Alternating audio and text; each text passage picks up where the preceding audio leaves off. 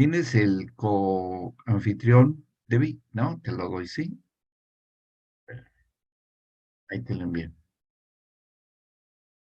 Ahora sí. Bien. Buenísimo.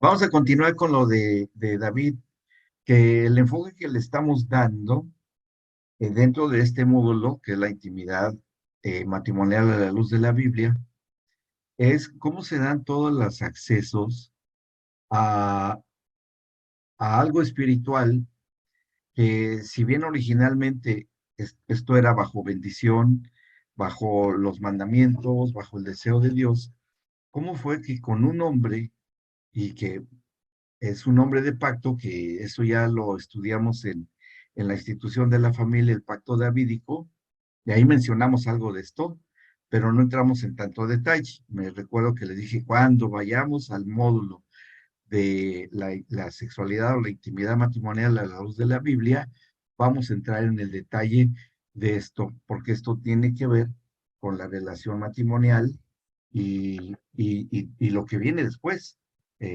Por eso es que lo estamos viendo con tanto detalle. Hablaremos del pacto, pero ya indirectamente. Lo que nos interesa a nosotros es ver las estrategias de las tinieblas para destruir a los matrimonios, porque esa es la intención.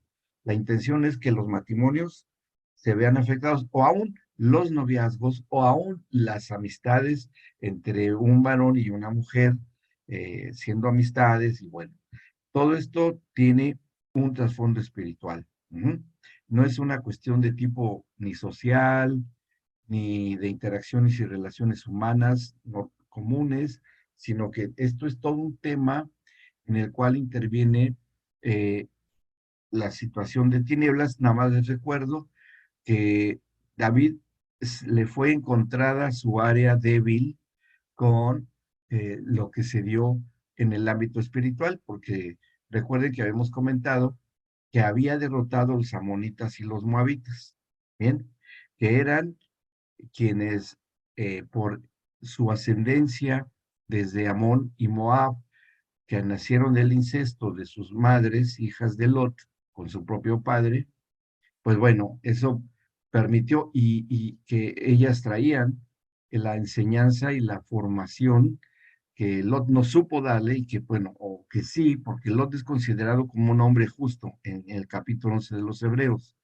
Entonces no fue tanto la situación de Lot, pero él no tuvo, porque no tenía la capacidad de discernimiento de evitar que sus hijas fueran espiritualmente contaminadas, ¿sí? Por el ámbito espiritual de la ciudad donde vivieron y nacieron ellas, que fue en Sodoma. Entonces,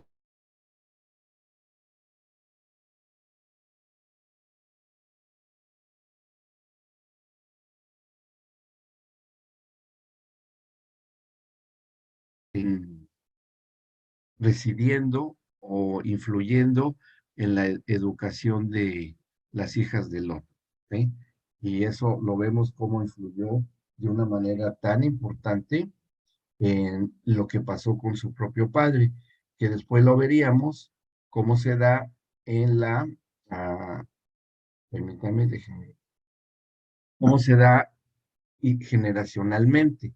Y esto llega hasta David y Betsabé, que seguro les puedo asegurar que eran los mismos espíritus que gobernaban esos territorios y que ahora, bueno, están en las mismas ubicaciones geográficas y bueno, llega el tiempo de David y, y eso es precisamente el área de David. Bueno, ahí quedamos hasta en la lectura del capítulo 11 y cómo es que logró con una estrategia pues perversa del rey David de deshacerse de Urías, casarse con la viuda, ser héroe nacional a Urías, casarse con la viuda y como después la viuda engendra un hijo de David, pero pues que había sido concebido en una circunstancia de adulterio.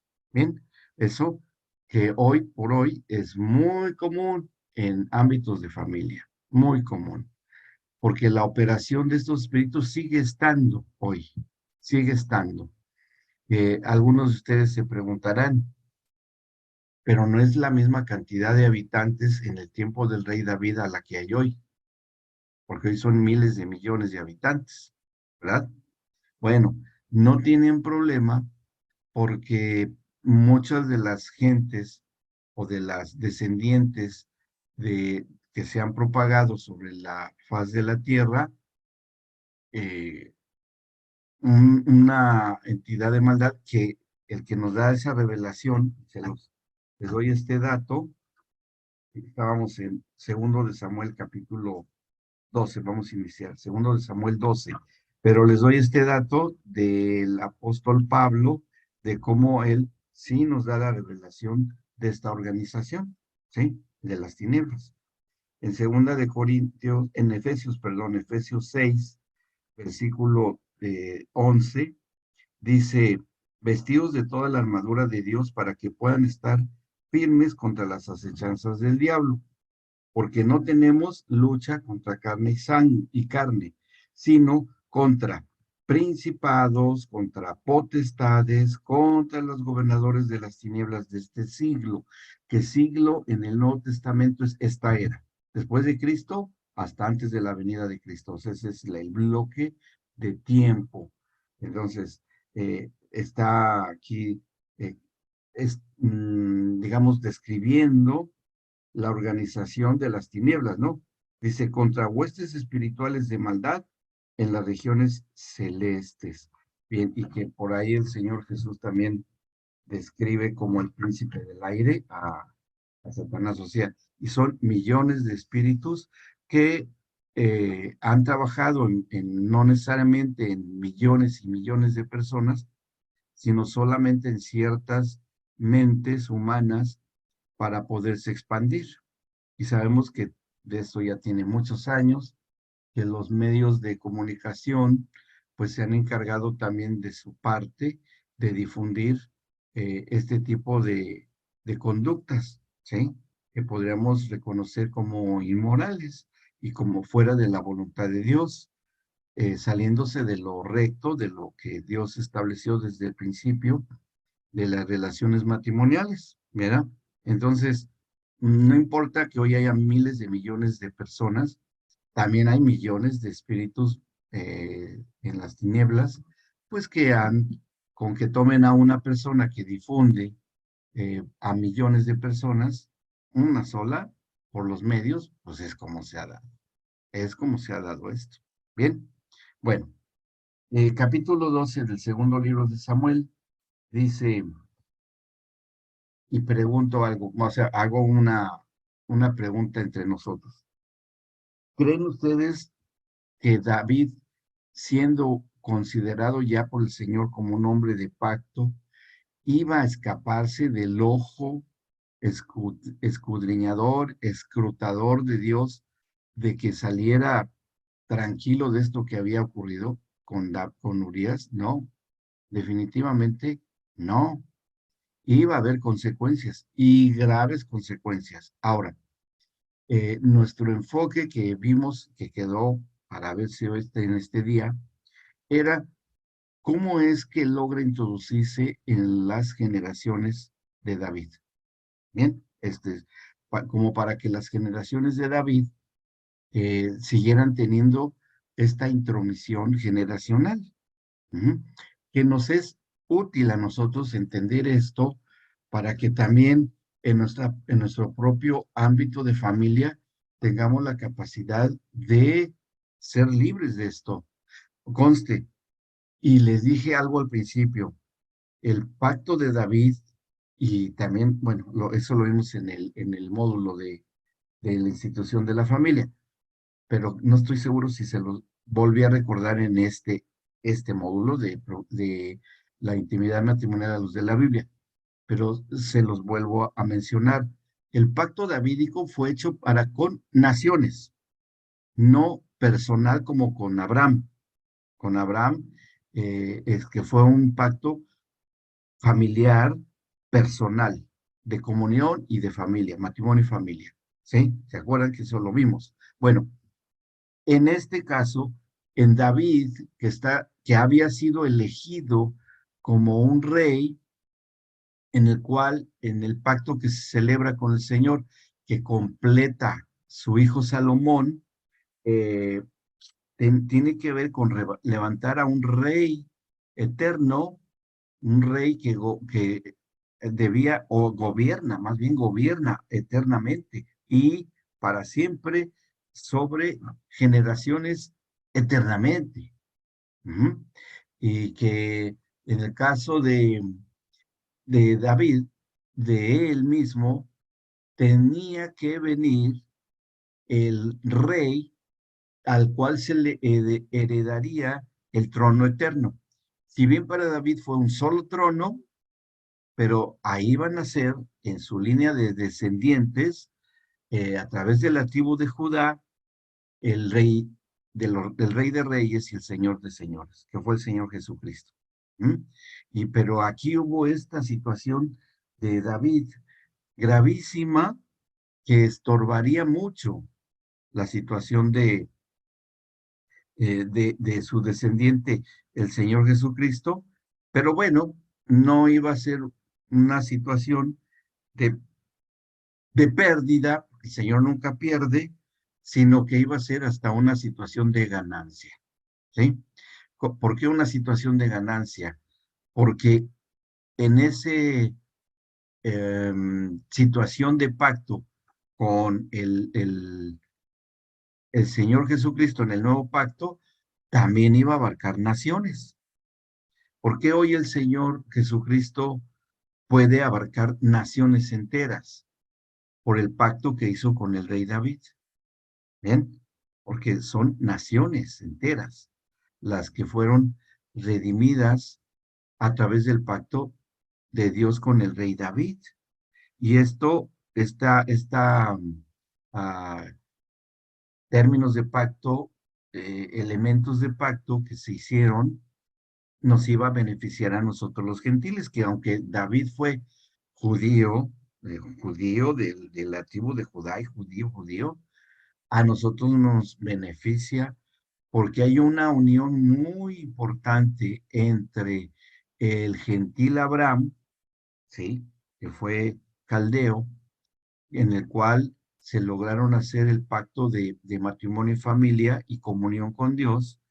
En el rey David también comunión con Dios, pero para autoridad y gobierno. Eso ya lo consideramos en el módulo 1. Pero hay una unión ahí en común. Esta unión en común de estos dos pactos, el de Abraham con el rey David, pasa por alto la nacionalidad, o sea, la raza y la nación, ¿sí? Sino que abarca ambas cosas y más razas y más naciones.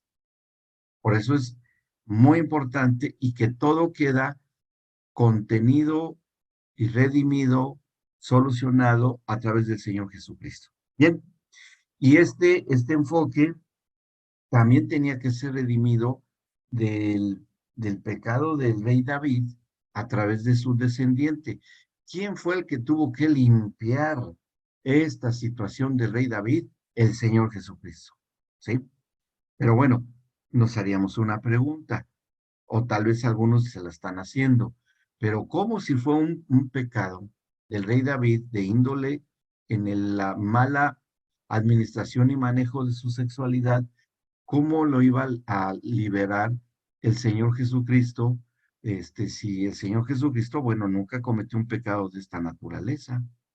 Bueno, vamos a verlo, porque esa es la clave para que en una familia como la nuestra y que en nuestros antepasados, nosotros mismos, bueno, seamos parte de la redención en Cristo de una circunstancia de esta naturaleza. ¿Sí? Y tanto podamos ser nosotros en lo personal y como familia liberados de una situación así, podamos tener, ya por nuestros antepasados, pues ya no podemos hacer nada porque ellos decidieron, ¿no? Decidieron lo que hayan hecho en el pasado que ignoramos, pero que por línea generacional, como le va a pasar al rey David, que lo vamos a leer ahora, podamos ver que probablemente en el pasado, de nuestros antepasados, haya habido pactos en cuestión de términos de pacto de una sexualidad bajo desorden y bajo corrupción. ¿Sí? Entonces, por eso es importante que lo veamos así. No es simple historia del rey David, sino que encontramos una identificación con algo tan actual como es el pecado sexual. Bien, vamos. En el capítulo 12, ya el Señor empieza a traer pues una parte de la solución. Para estas fechas, para esto, cuando esto sucede, ya había hecho el rey David ese pacto con el Señor, ¿sí? La de un rey eterno. O sea que toda la descendencia del rey David habría de nacer el sucesor de su reinado, pero un rey eterno. Ujú. Bueno, no un rey terrenal como lo fue Saúl, no un rey terrenal, porque para rey terrenal en el tiempo del Señor Jesucristo, pues estaba Herodes, uno de los hijos del Herodes el Grande, sino que este era uno de los hijos de Herodes el Grande, que eran tres hijos muy perversos que ni hebreos, eran de ascendencia extranjera, pero estaban puestos ahí como títeres por el Imperio Romano.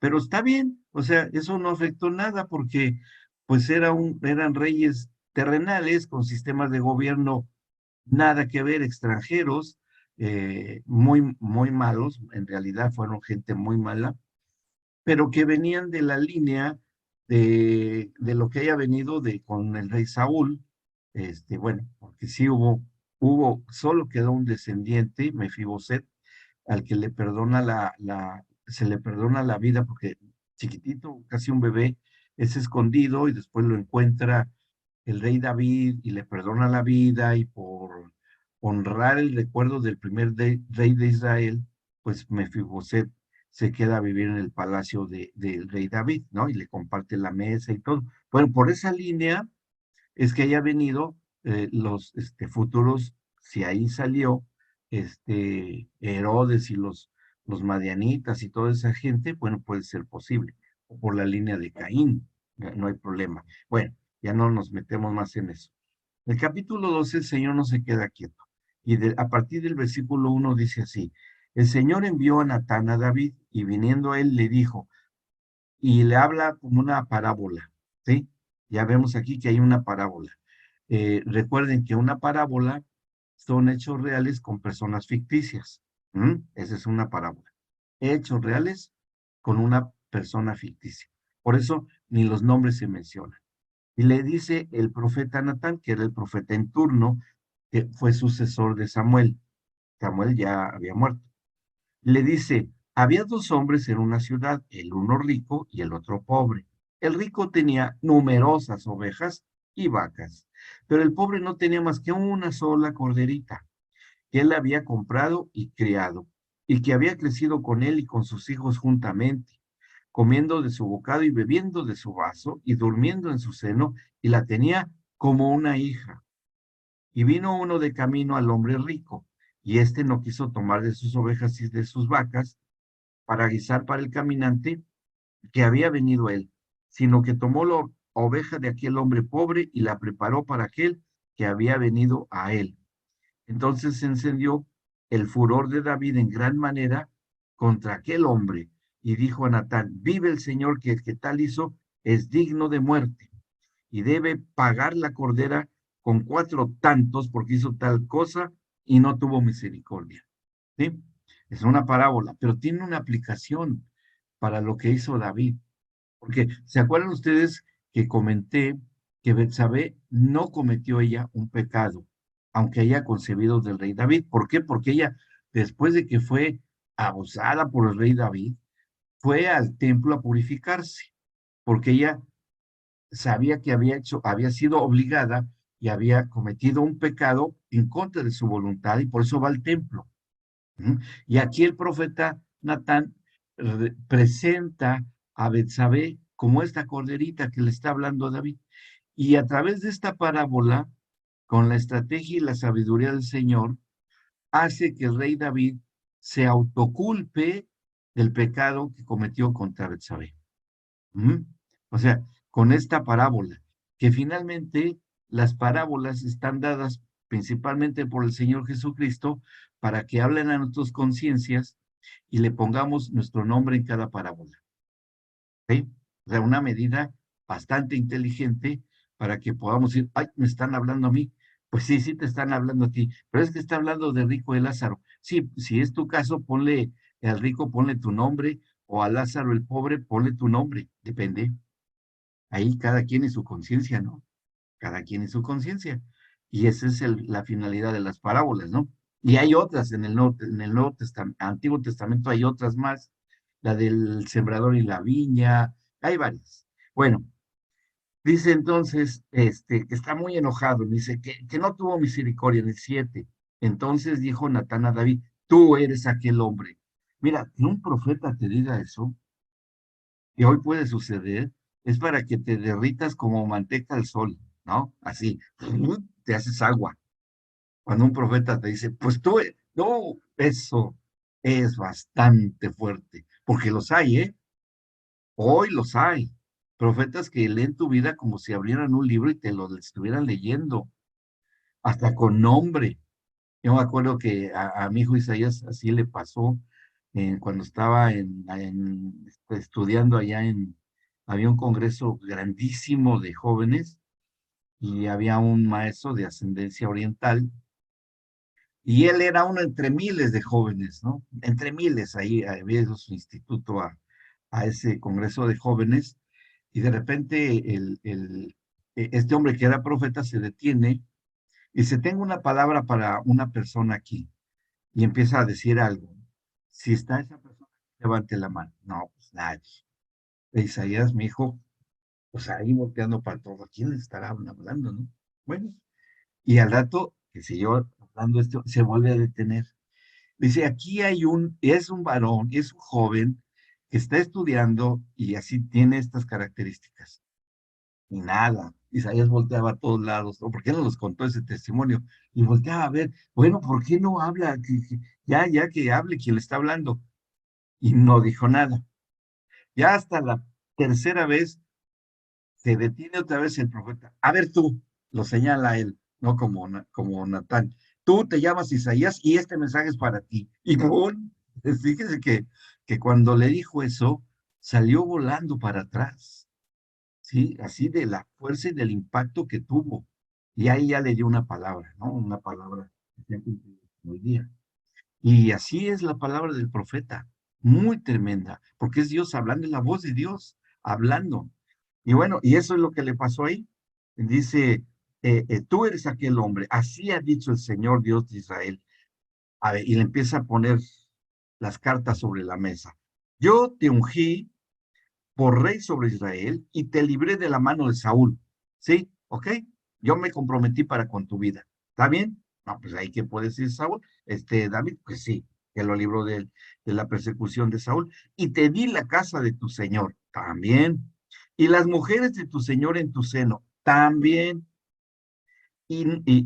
Además te di la casa de Israel y de Judá. Te di estas dos tribus y si esto fuera poco, te habría añadido mucho más. ¿Por qué pues tuviste en poco la palabra del Señor haciendo lo malo delante de sus ojos?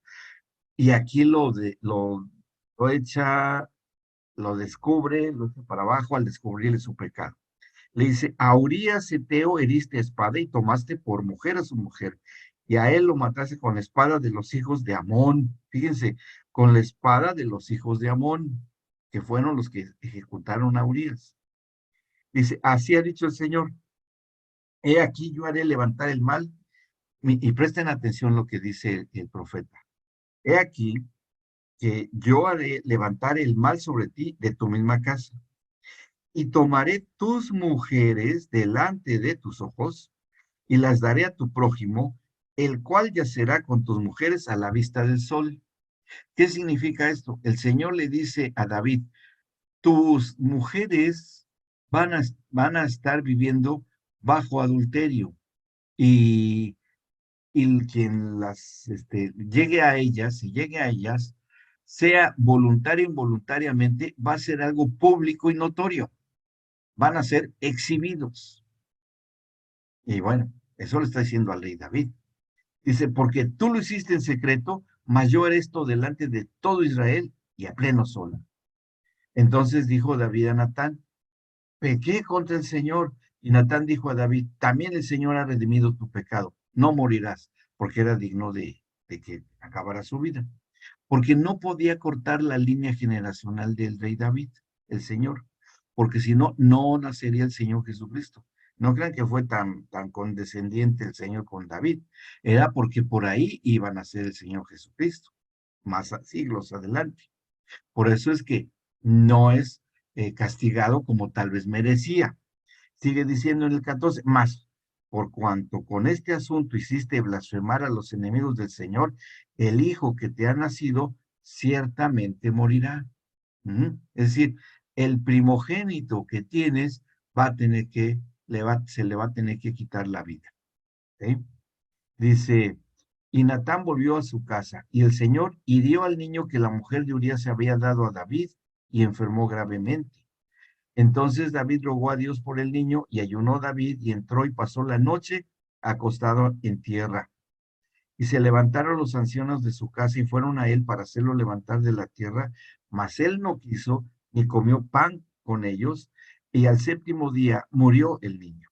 Temían los siervos de David hacerle saber que el niño había muerto, diciendo entre sí, cuando el niño aún viva, le hablábamos y no quería oír nuestra voz. ¿Cuánto más se afligirá si le decimos que el niño ha muerto?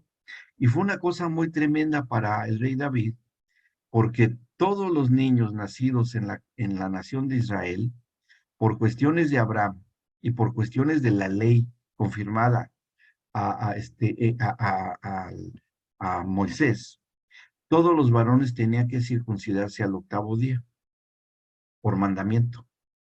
Pero el hijo de David no fue circuncidado. ¿Para qué? ¿Por qué no fue circuncidado? Para que pudiera ser arrancado este niño que había nacido de David del pecado de su propio padre. Estaba circuncidado. ¿Sí? ¿Me explico por qué? Fue en el séptimo día. Para que este niño, como inocente de 7 días de nacido, regresaría al Padre Celestial, el espíritu de este bebé, ¿sí? Pero no iba a llevar, no iba a cargar con la falta de su padre y lo libra de la descendencia, porque había nacido del adulterio. Pero como ahora ya estaba casado David legalmente, ¿sí? Con Betsabé, este hijo tenía que ser quitado. ¿Me explico? Porque era inocente. ¿Mm? Por eso es posible que hoy por hoy, a través de la redención en Cristo, el adulterio pueda ser perdonado si hay un verdadero arrepentimiento. ¿Bien? ¿Ok? ¿Vamos bien?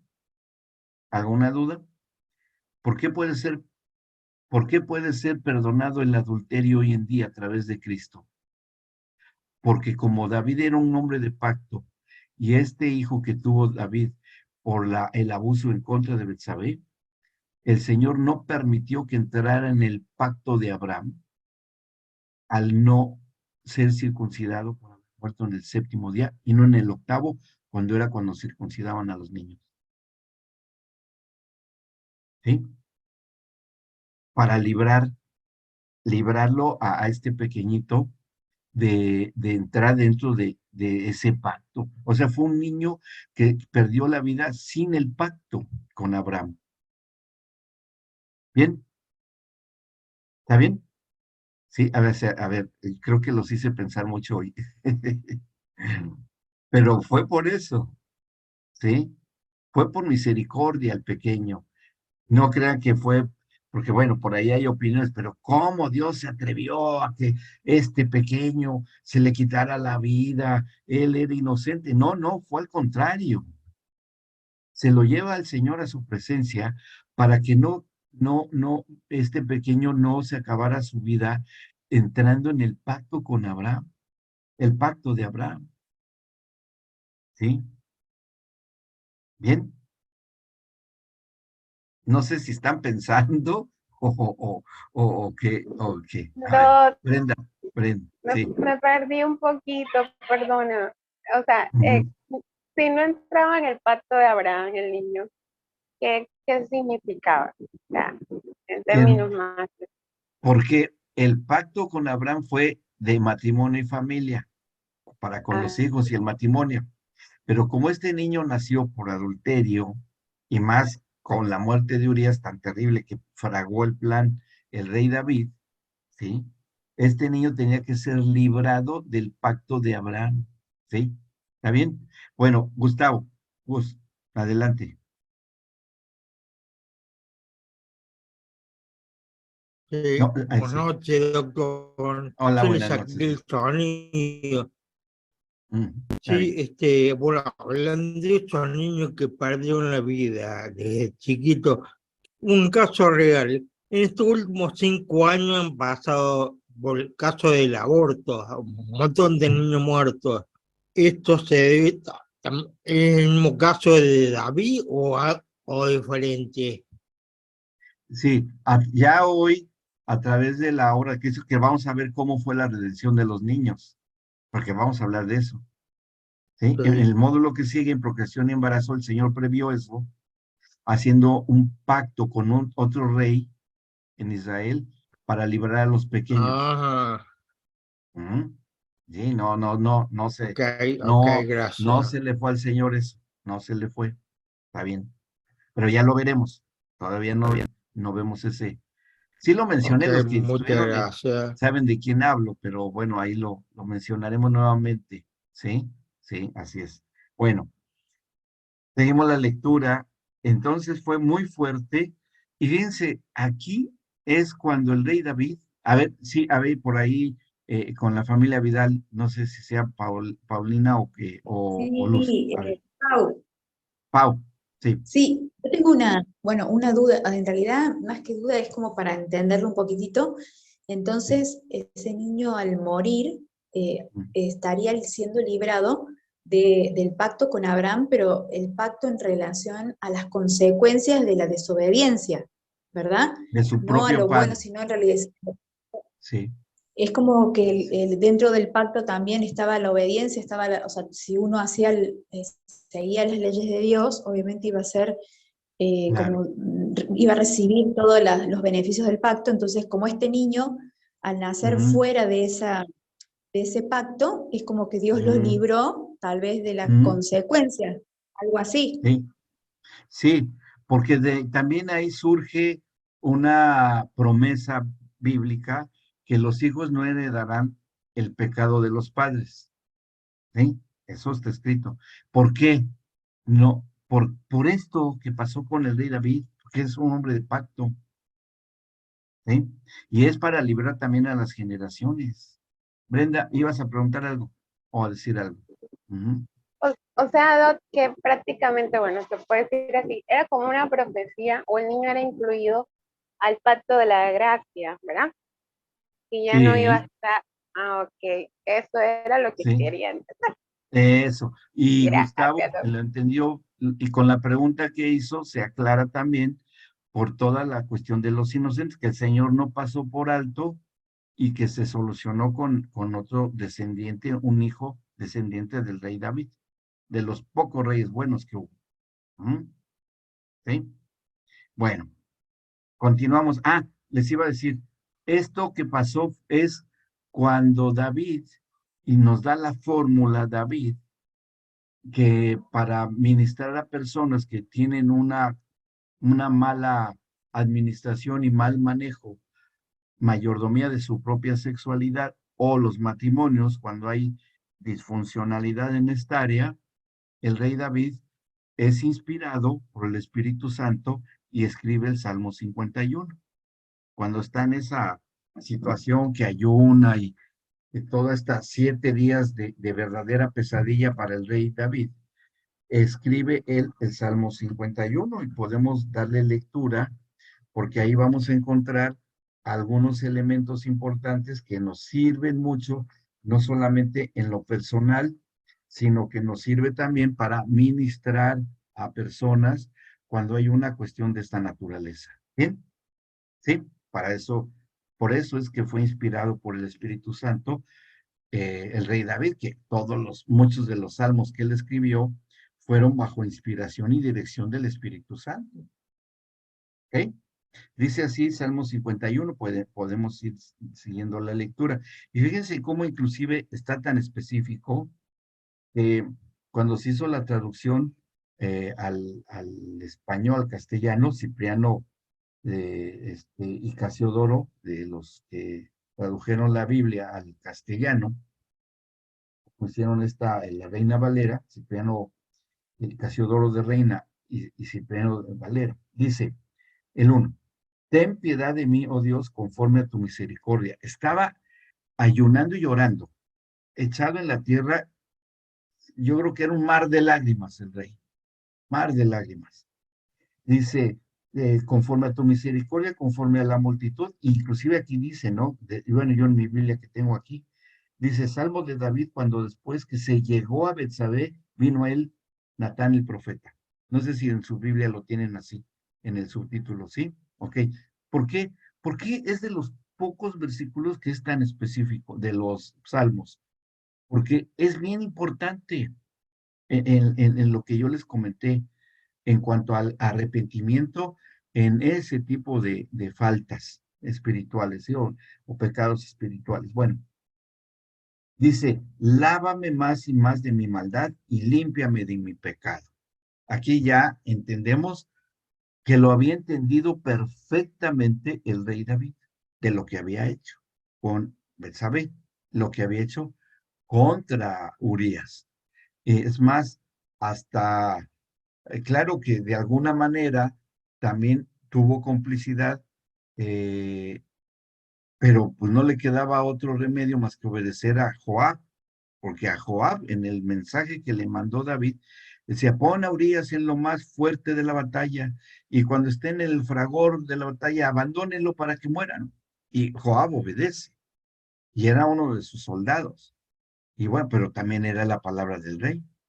Y Joab no cuestionó. O sea, ¿por qué será que el rey me dio esa orden? Pues bueno, pero yo tengo que obedecerlo porque si no, a mí me ejecuta el rey. Entonces, aún inocentes fueron arrastrados por esto. Por eso, generalmente, los pecados en el ámbito de la familia, pecados de índole sexual, abarca no solamente a la familia nuclear, sino aún hasta la familia extendida. ¿Sí? Entonces, así es de importante. Bueno, dice, porque yo conozco mis rebeliones y mi pecado está siempre delante de mí. Está confesándolo prácticamente David. Contra ti solo he pecado y he hecho lo malo delante de tus ojos para que seas reconocido justo en tu palabra y tenido por puro en tu juicio. He aquí, en maldad he sido formado y en pecado me concibió mi madre. Y esto es una cuestión que verdaderamente el Espíritu Santo le revela a David. Por eso se considera o se piensa que David estaba muy apartado de cuando va Samuel a ungir al rey que sigue de Saúl, y estaban los hijos de Isaí, 3 hijos de él, con su esposa, pero a David no lo tenía allí, lo tenía en el campo cuidando ovejas. Y cuando llega el profeta Samuel a ungir al próximo rey después de Saúl, pues no eran esos 3 hijos, sino que era David. Y Samuel se extraña y dice, no, no, no, no, no, tú tienes otro hijo acá, tú tienes otro hijo. Isaí, pues, sí, bueno, sí, pero está en el campo, y dice, pues háblale, y le manda a hablar. ¿Por qué lo tenía apartado Isaí? ¿Por qué no lo incluyó y le mandó a hablar?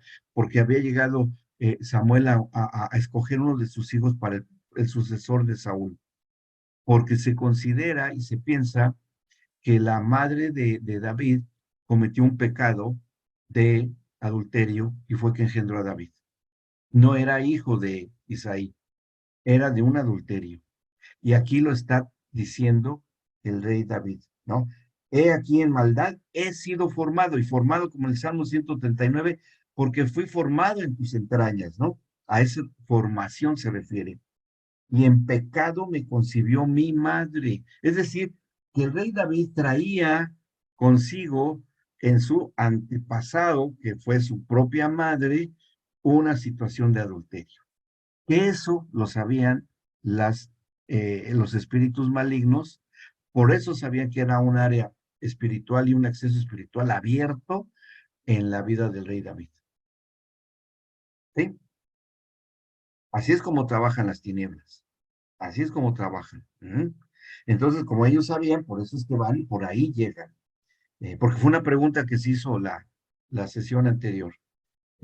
Y aquí, bueno, ya estamos viendo por qué. Dice, he aquí tú amas la verdad en lo íntimo, en la comunión personal, y en lo secreto me has hecho comprender sabiduría. Purifícame con hisopo y seré limpio. Lávame y seré más blanco que la nieve. O sea, ¿qué está haciendo aquí David?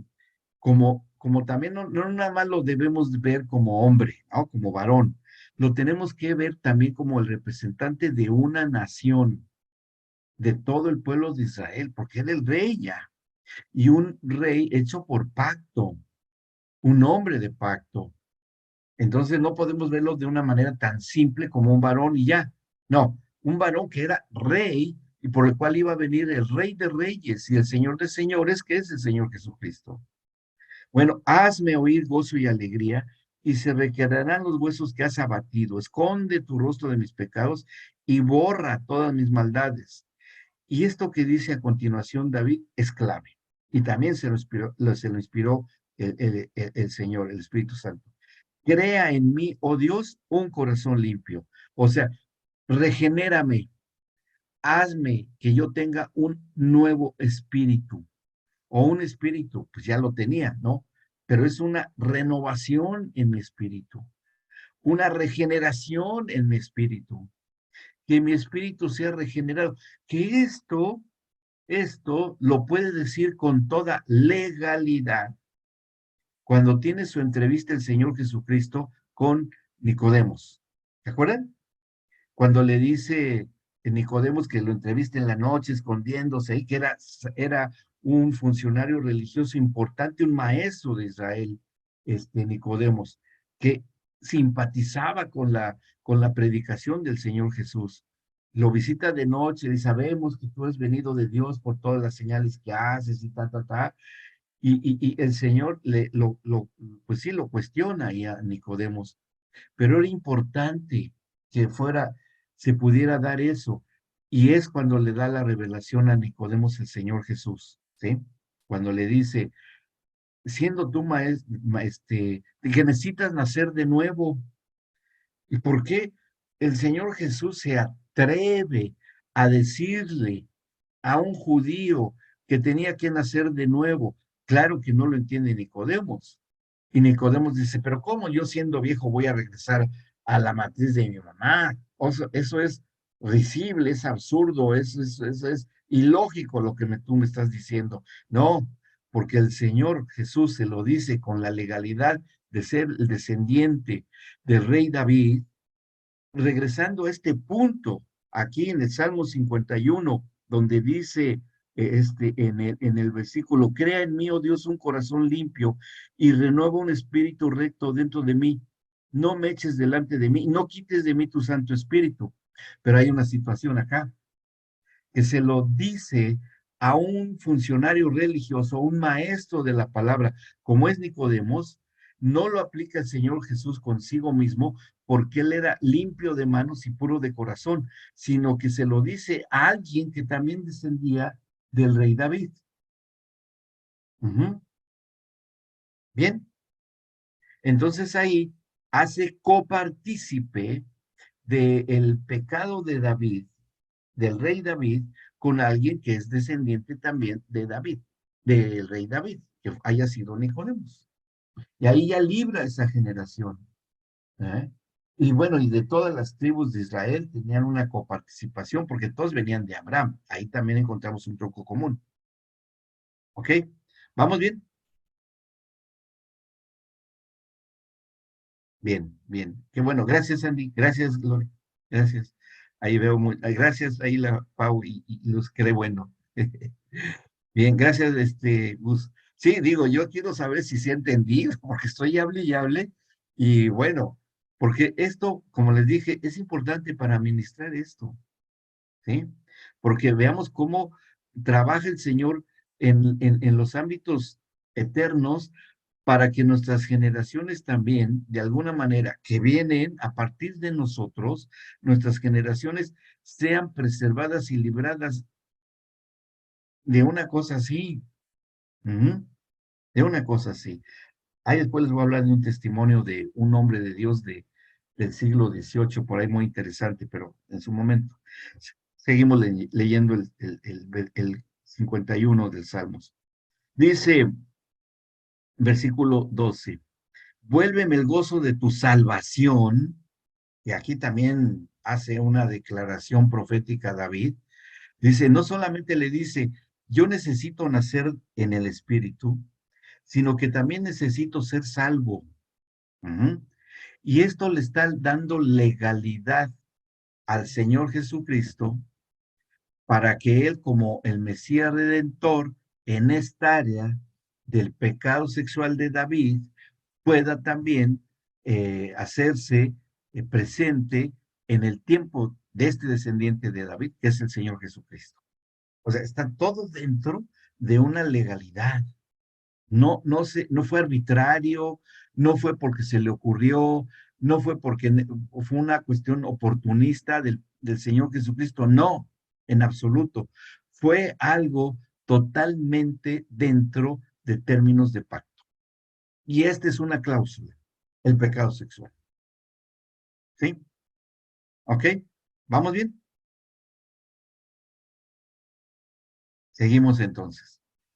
Dice en el versículo 13, entonces enseñaré a los transgresores tus caminos y los pecadores se convertirán a ti. Señor, yo sé que cuando venga mi descendiente, bueno, eso a lo mejor después David lo supo, ¿no?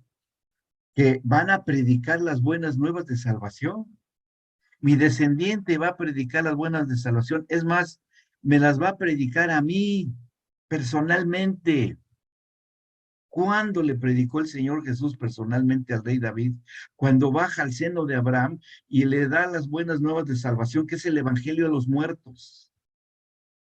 Y ahí le predica a David. ¿Te acuerdas, David, que tú clamaste en el Salmo 51 y clamaste para que recibieras esto que tú proféticamente dijiste? Sí. Bueno, aquí estoy para decirte, estas son las buenas nuevas de salvación, aquí estoy yo, así es que pueden salir del seno de Abraham y resuciten. Y salen el día de la crucifixión y se abren las tumbas y salen los muertos que resucitan. Ahí se cumple, ahí también se cumple. Bien, ahí vamos relacionando todos los acontecimientos en las estrategias de Dios.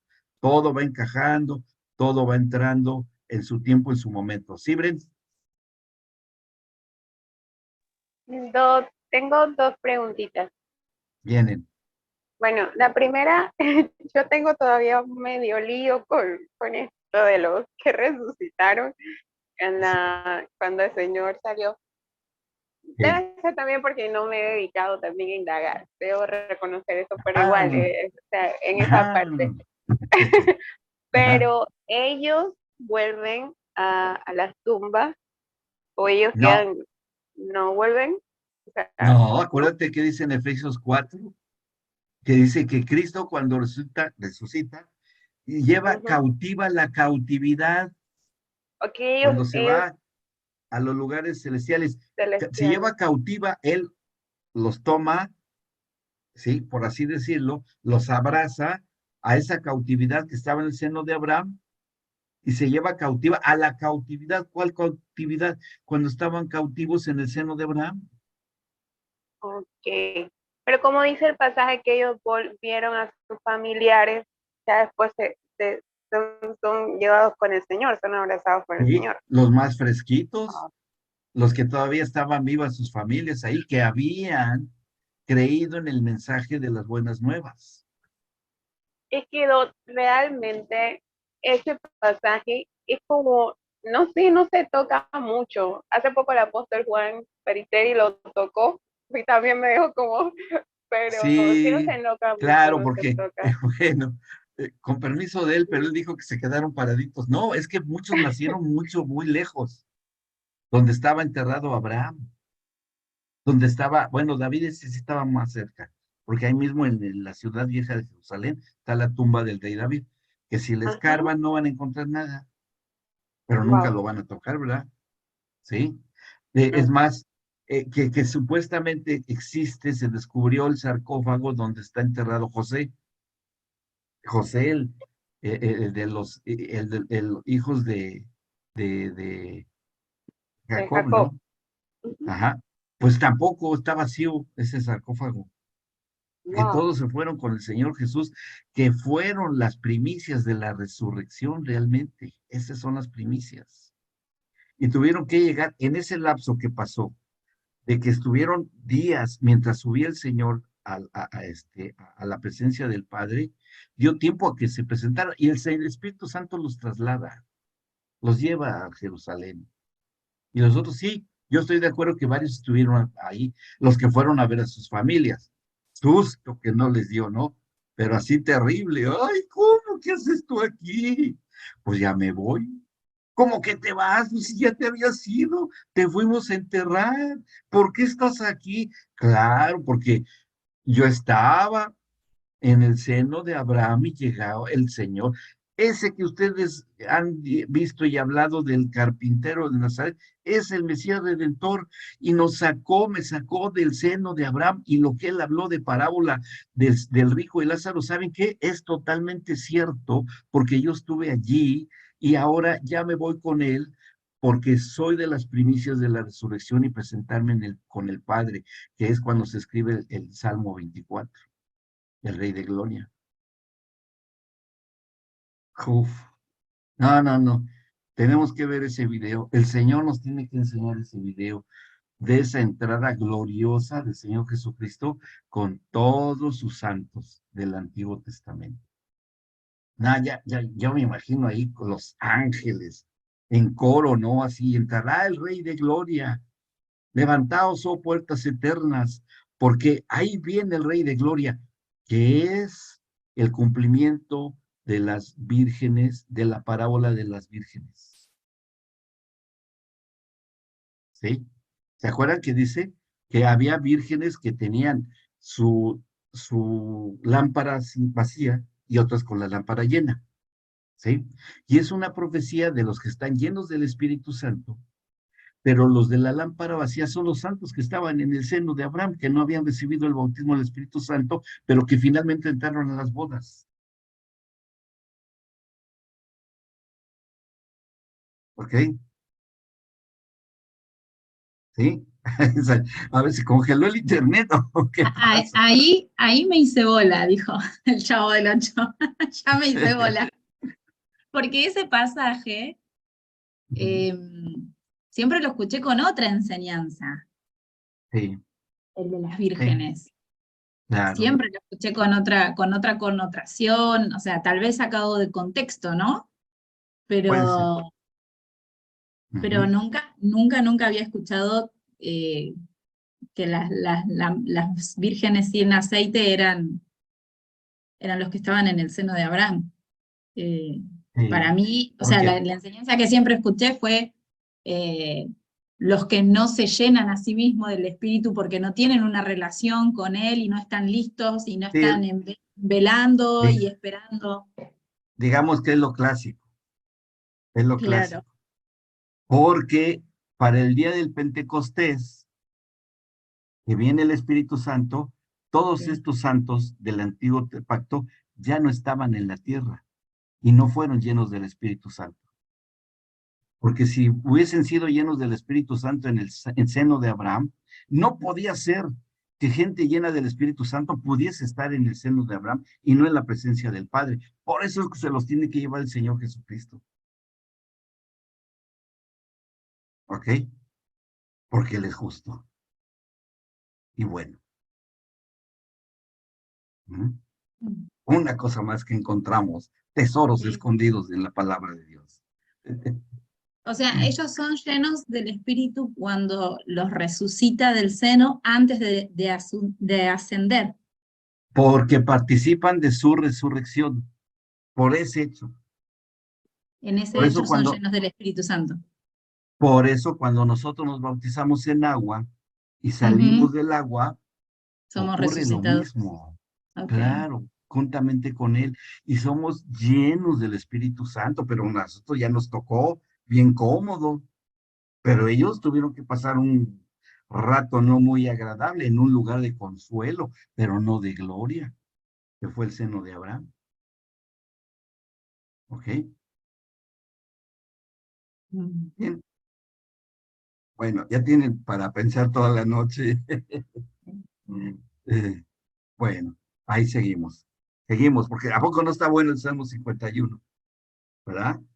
Sí, me estaba yendo al 24 también, pensé que iba a seguir leyendo eso. Sí, bien, bueno. Dice, y fíjense el 14, líbrame de homicidios, oh Dios, Dios de mi salvación. Cantará mi lengua tu justicia. Señor, abre mis labios y publicará mi boca tu alabanza. Claro, que cuando vieron al Rey de Gloria descender al seno de Abraham, que es cuando les predique el Evangelio de los muertos, pues obviamente que ahí se soltó el rey David a alabar al Señor, ahí mismo, a su descendiente. Y Señor, nunca el Padre de los pactos se olvidó de cumplir sus promesas para conmigo.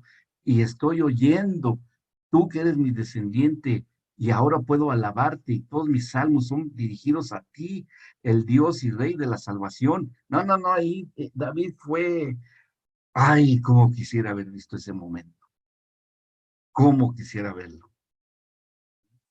Y todos ellos, Abraham, ya ahí hubo fiesta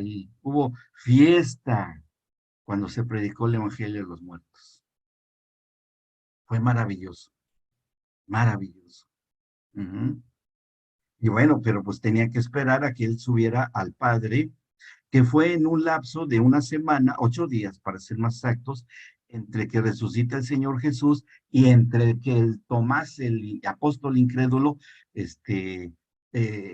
le dice que le meta las manos en el costado. En ese lapso, ahí es cuando sube el Señor Jesús y se lleva a todos ellos para allá. No podía dejar a las vírgenes con las lámparas sin aceite, dejarlas en la tierra. Ujú. Bien, ok. Bueno, seguimos, dice, pero 16, porque no quieres sacrificio, que yo lo daría, no quieres holocausto. Los sacrificios de Dios son el espíritu quebrantado. Ahí está la clave para ministrar. El espíritu quebrantado al corazón o el espíritu contrito y humillado, no despreciarás tú, oh Dios. Y esta es la clave del arrepentimiento según Dios. De aquí habla Pablo. No el arrepentimiento según el mundo, porque ese es remordimiento en el alma, culpa en el alma, y no es suficiente. El remordimiento según Dios es lo que está escrito acá. Al corazón, el espíritu contrito y humillado, quebrantado, no lo desprecia el Señor. Bien. Haz bien con tu benevolenciación. Bueno, y ahí cierra el cierre clásico de los salmos. Haz bien con tu benevolenciación, edifica los muros de Jerusalén. Entonces te agradarán los sacrificios de justicia, el holocausto u ofrenda del todo quemada. Entonces ofrecerán becerros sobre tu altar. Bien, que el becerro era un sacrificio de arrepentimiento, ¿sí? De arrepentimiento. Pero bueno, tiene su significado, pero por tiempo no lo decimos. Ahí regresamos al segundo libro de Samuel. ¿Sí? Dice, vamos ahí, capítulo 12, cuando una vez, pero ya ahora sabemos por qué el Señor le tuvo que quitar la vida a ese niño. Ya quedó claro también. ¿Sí? Ya quedó claro por qué. Bueno, dice, está en el versículo 17. Se levantaron los ancianos de su casa y fueron a él para hacerlo levantar de la tierra, mas él no quiso ni comió con ellos pan. Ahí nos quedamos. Al séptimo día murió el niño y temían los siervos de David hacerle saber que el niño había muerto, diciendo entre sí, cuando el niño aún vivía le hablábamos y no quería oír nuestra voz. ¿Cuánto más se afligirá si le decimos que el niño ha muerto? ¿Sí? Mas David, viendo a sus siervos hablar entre sí, entendió que el niño había muerto. Por lo que dijo David a sus siervos, ¿ha muerto el niño? Y ellos respondieron, ha muerto. Entonces David se levantó de la tierra y se lavó y se ungió y cambió sus ropas y entró a la casa del Señor y adoró. Después vino a su casa y pidió y le pusieron pan y comió. Y le dijeron sus siervos, ¿qué es esto que has hecho? Por el niño viviendo aún, ayunabas y llorabas, y muerto él te levantaste y comiste pan. Y él respondió, viviendo aún el niño yo ayunaba y lloraba, diciendo, ¿quién sabe si Dios tendrá compasión de mí y vivirá el niño? Mas ahora que ha muerto, ¿para qué he de ayunar? ¿Podré yo hacerle volver? Yo voy a él, mas él no volverá a mí. Y ahí está hablando de su resurrección el día que salga del seno de Abraham. Yo voy a ir a donde está el espíritu de este hijo mío que engendré y se llevó el Señor. Allá lo voy a encontrar. Y así fue. Cuando llega el rey David en la procesión de la entrada del rey de gloria, ¿quién creen que se acercó entre varios, se acercó al rey David? Este bebé, ¿sí? Y le dijo, papá, por fin te veo, por fin te veo. Te estuve esperando. ¿Cuántas cosas no ocurrieron? Maravillosas, ¿sí? Bueno, sigue diciendo ahí, el 24, y consoló David a Betsabé, su mujer, obviamente, ese niñito, bueno, lo quería ella, a pesar de ser como haya sido concebido, y llegándose a ella, durmió con ella, y ella le dio a luz un hijo, y llamó su nombre Salomón, al cual amó el Señor, y envió un mensaje por medio de Natán profeta, y así llamó su nombre Yedidías, a causa de Jehová. ¿Sí? El que nace el que nace por medio de Betsabé.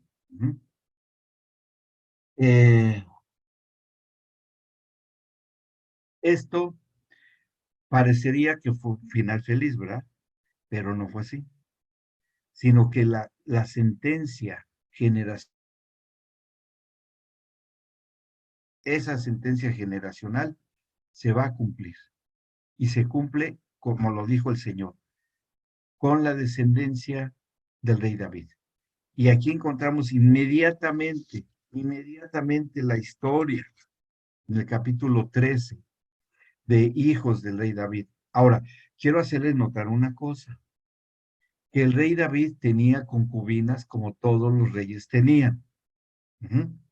Y estaban aceptadas en esos tiempos, en la cultura que imperaba en esas épocas, porque, y eso se los haya comentado una vez, y bueno, cuando veamos el de procreación y embarazo, ahí lo vamos a volver a mencionar, que en ese tiempo las concubinas eran necesarias porque eran mujeres con las cuales se engendraban los señores, los reyes, los nobles o los dueños de riquezas y todo, para heredar a hijos de ellos, asegurarse, porque la herencia se les daba a los hijos, no a las hijas, ¿sí? Sino a los hijos. Eso estaba dictado que así fuese. Entonces, si tenían hijas, pues esa era una situación de problema para la herencia, porque los hijos de otros señores o reyes más poderosos venían y se apoderaban de eso, de lo que no le pudieron heredar a los hijos, porque pues eran hombres de guerra, así eran, las leyes en ese tiempo así eran, de violentas, ¿no?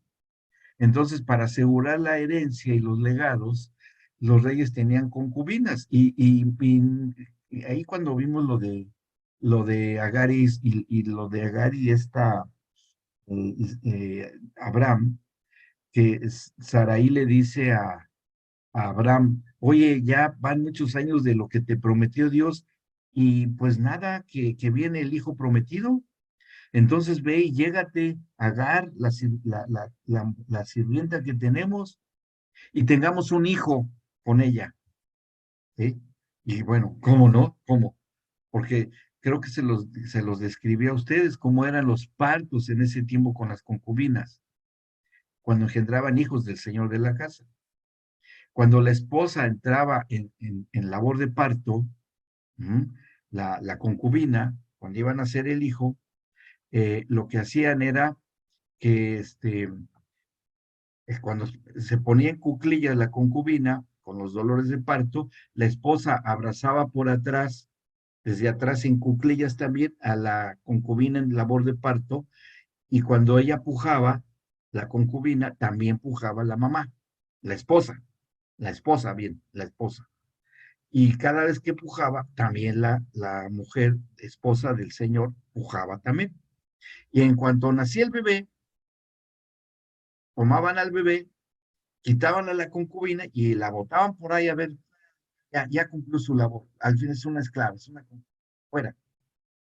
Y agarraban al bebé y se lo daban a la esposa, y la esposa se lo entregaba a su marido. Le decía, mira, el hijo que tuvimos, aquí está nuestro hijo. Por eso es que tenían concubinas en ese tiempo, para asegurar, y más un rey, porque pues había las probabilidades de que hubiese cualquier guerra, que eran muchas, y que en esas guerras pues acabaran con ese rey, por eso es que tenían concubinas. ¿Era necesario? Pues sí, era necesario. Ujú. Bien, y por lo que vamos a leer a continuación, en el 13:1 ya vamos a ir cerrando. Dice, aconteció después de esto, que teniendo Absalón, hijo de David, una hermana hermosa, que se llamaba Tamar, Absalón, hijo de David, se enamoró de ella Amnón, hijo de David, que eran entre familia. Dice, y estaba Amnón angustiado hasta enfermarse por Tamar su hermana, o sea, estaba con mal de amores, ¿no? Como les llaman, pero insano. Pues por ser ella virgen, le parecía a Amnón que sería difícil hacerle cosa alguna. ¿Se dan cuenta de la mente y en qué área está trabajando en este hijo de David para con la hija de su propio padre o su hermana o media hermana? Ujú. Ahí está trabajando la mente. ¿Por qué? Porque estaba instalada ya estaba en el ámbito espiritual ahí, y el Señor le dijo a David, tus generaciones van a tener que pagar este asunto. ¿Mm? Y dice, y Amnón tenía un amigo que se llamaba Jonadab, hijo de Simei, hermano de David, tío, y Jonadab era hombre muy astuto, y este le dijo, hijo del rey, ¿por qué de día en día vas enflaqueciendo así? ¿No me lo descubrirás a mí? Y Amnón le respondió, yo amo a Tamar, la hermana de Absalón, mi hermano. Bueno, pues, ¿qué era eso? Pues hasta parecían egipcios, ¿no? Porque entre los egipcios se acostumbraba a eso.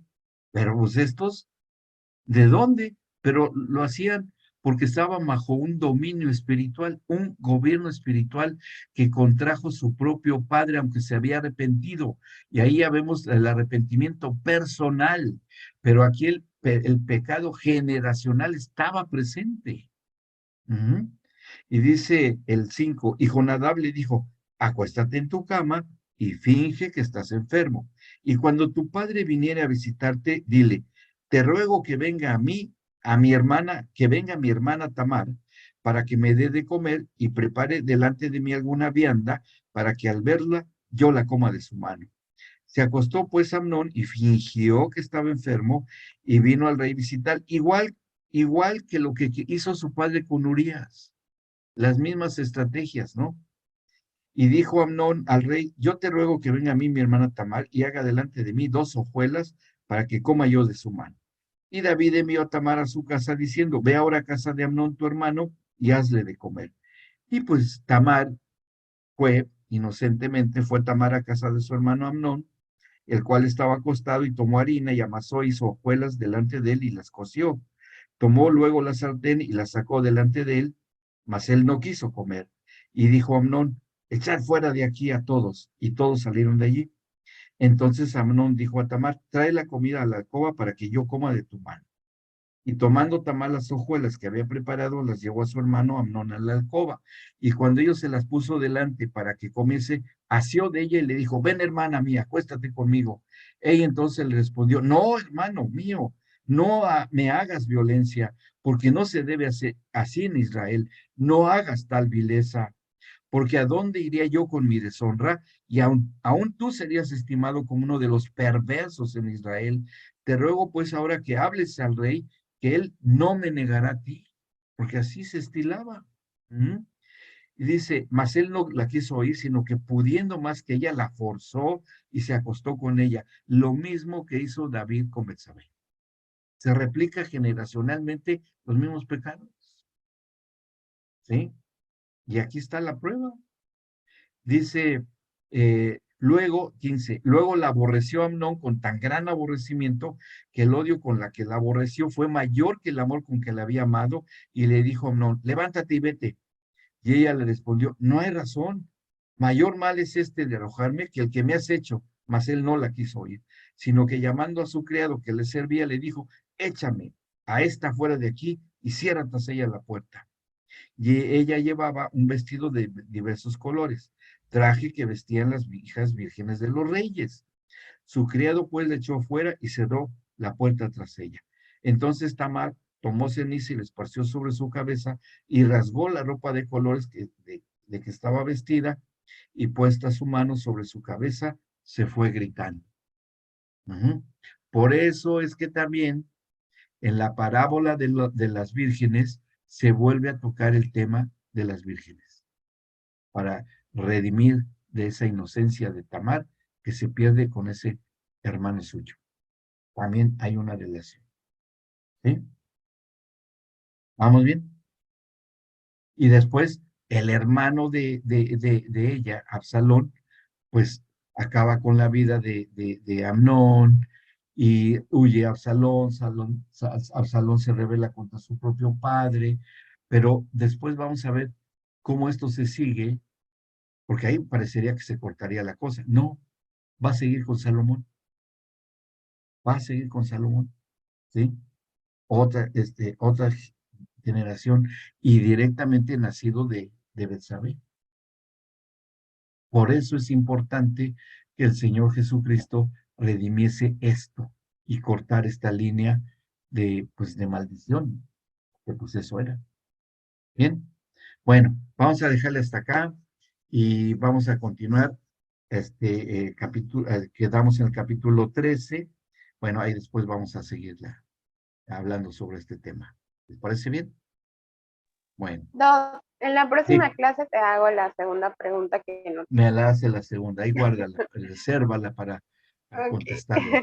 Bien, Gracias, bueno, gracias. muy bien. Bueno, vamos a detener esto.